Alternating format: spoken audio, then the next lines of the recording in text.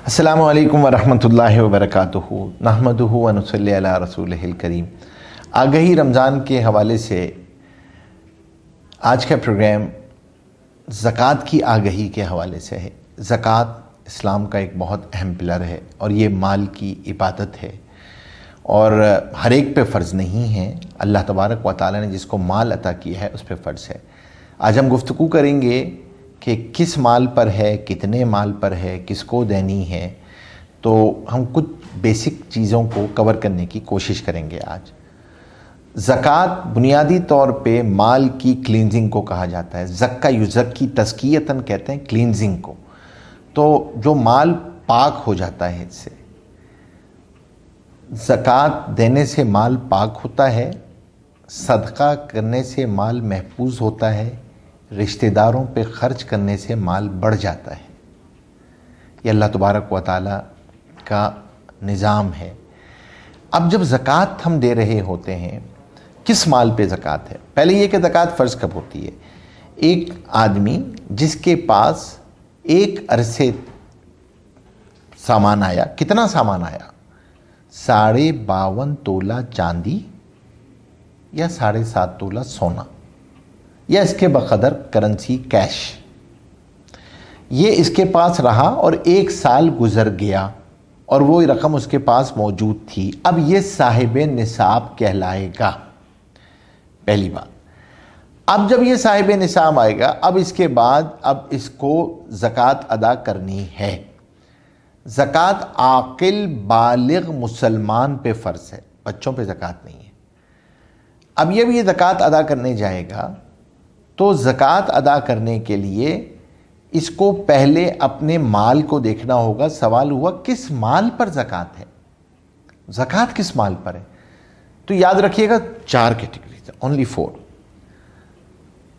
Cash in hand, gold, silver, tradable goods, currency, सोना, चांदी, माले तिजारत। करेंसी किसी भी तरह की उसके पास है वो हिसाब लगाएगा, डॉलर है, कैश है, जो भी है, आज का रेट, मार्केट रेट।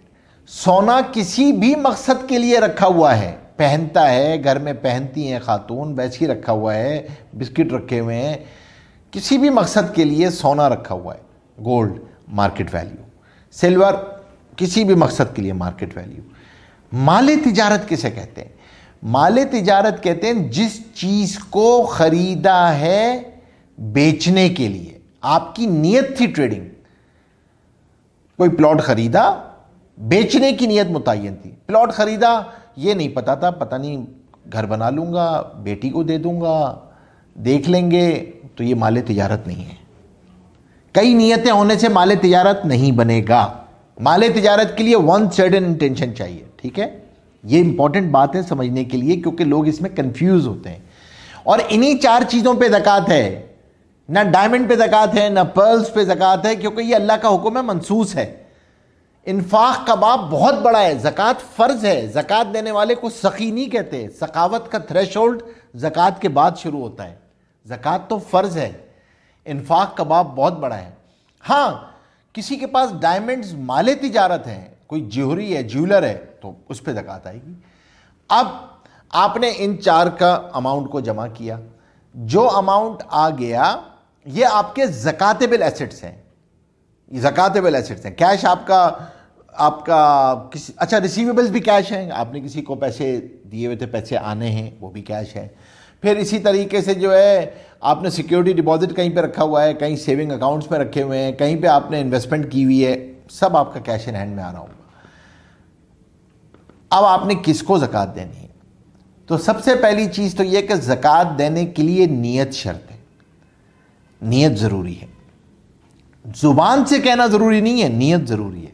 इसीलिए किसी रिसीवेबल को ज़कात शुमार नहीं कर सकते। किसी को पैसे दिए थे, अब कहा कि यार चलो अब इसको मैं अपनी ज़कात में एडजस्ट कर लूँ, no, because at the time of giving you had a different intention. उस वक्त कुछ और नीयत थी, कर्ज कह के दिए थे, अब उसको ज़कात नहीं शुमार कर। लेकिन सवाल यह है कि क्या मैं हर एक को बताऊं? तो याद रखिएगा 3 तरह के लोग होते हैं।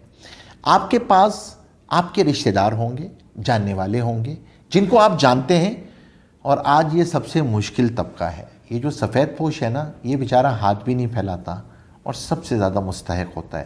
تو میری تو التجا ہوتی ہے، پلیز اپنے رشتہ داروں میں اور سفید پوشوں میں سب سے پہلے تلاش کریں. ان کا دوہرا حق ہے، اجر بھی دوہرا ملتا ہے. تو جب آپ ان کو دے رہے ہوں تو بس نیت کریں، زبان سے چاہے ہدیہ کہہ دیں، قرض کہہ دیں، کچھ بھی کہہ دیں زبان سے. یہاں پہ آپ کو زبان سے کہنا ضروری نہیں ہے. ایک وہ ہے طبقہ جو واکنگ آپ کے پاس آیا، آپ نہیں جانتے تھے اس کو، اس نے آ کر زکوٰۃ مانگی، تو آپ بتائیے کہ بھائی میرے پاس یہ زکوٰۃ ہے، آپ مستحق ہو تو یہ مجھ سے لے لو. تیسرا ہے انسٹیٹیوشنز کو جب بھی دیں تو دو باتوں کا خیال رکھیں. ایک تو یو مسٹ ڈسکلوز کہ دس از زکوٰۃ. سیکنڈ تو یو مسٹ انشور کہ ان کے پاس کوئی شریعہ کمپلائنٹ میکینزم ہے زکوٰۃ کو خرچ کرنے کا. وہ زکوٰۃ میں، صدقات میں، چیریٹی میں، ڈونیشن میں فرق کرتے ہیں، ان کو آپ دیں انسٹیٹیوشنز کو. تو یو مسٹ ڈسکلوز.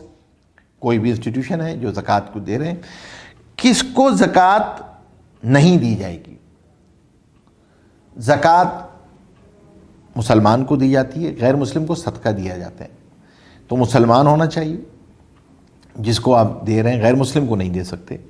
ماں باپ کو زکوٰۃ نہیں جاتی، جس سے آپ پیدا ہوئے ہیں، جو آپ سے پیدا ہوئے، اولاد کو بھی زکوٰۃ نہیں دے سکتے. پوتے پوتی نواسے نواسیوں کو زکوٰۃ نہیں دی جا سکتی. ہاں بہن بھائیوں کو زکوٰۃ دے سکتے ہیں، بہن بھائیوں کو زکوٰۃ دی جا سکتی ہے، ماں باپ کو زکوٰۃ نہیں دے سکتے آپ.